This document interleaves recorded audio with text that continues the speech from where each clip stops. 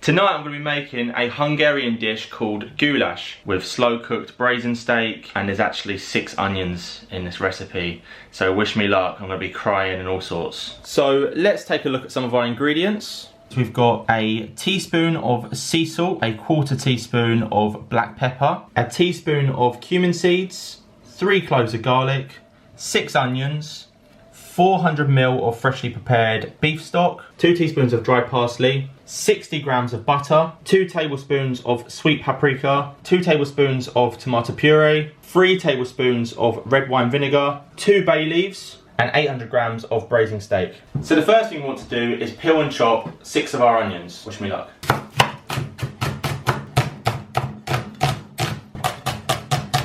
I'm not finely dicing, I'm just going to cut them up as much as possible because we've got 6 of these babies to get through. We'll just put these into this bowl for now because I'm not going to have enough space on my chopping board.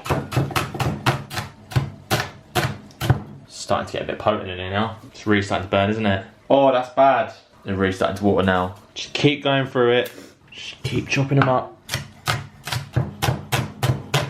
This dish is so good, it makes me cry every time. We're getting through it, definitely getting there. You know, I chop a lot of onions, pretty much every day I'm chopping an onion, but not really 6 onions in one go. That's quite full on. Here we go, we're all done. So this is all of our onion. So now we're going to get a pan on, big enough for all your onions. We're adding now 60 grams of butter. Make sure it's on a low heat, and we're literally going to put our onions in. So we're going to cook our onion for about 30 minutes in the butter.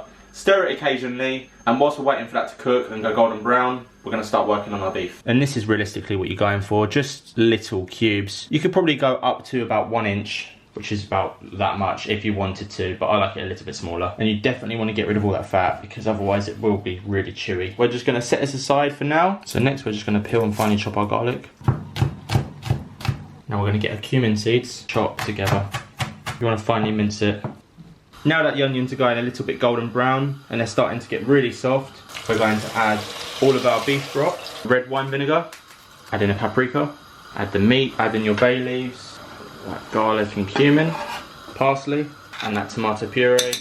Right, now we're going to give this a good mix. It smells absolutely delicious. I'm so excited for this. Now what we're going to do is we're going to turn the heat down to a very light simmer. We're going to cover with a lid and we're going to let that cook for about 90 minutes to 2 hours depending on how hungry you are. And if you want to, you don't have to do it on the stove top. You can do all of this in the oven and that'll be completely fine in a casserole dish. If you do decide to put it in the oven, then you want it at gas mark 4. After 2 hours, you can have a little taste of the sauce. Check that the meat's soft. At this point you can season with salt and pepper to your taste. So it's been around 2 hours and our beef goulash is ready. The beef is very soft and the onions have basically disintegrated. Now you have a choice what you want to serve this with. I'm going to serve it with rice because I love rice. But it goes with boiled rice, fried rice, noodles, or even mashed potato. This is a Hungarian version of a slow cooked beef stew. It tastes super yummy and it's really rich. Let's serve it up. So one thing you do want to do is make sure that you take those bay leaves out. Here's our rice. Go in with some of that lovely beef goulash. There you go. Just to make it extra special, traditionally they go in with a dollop of sour cream on top.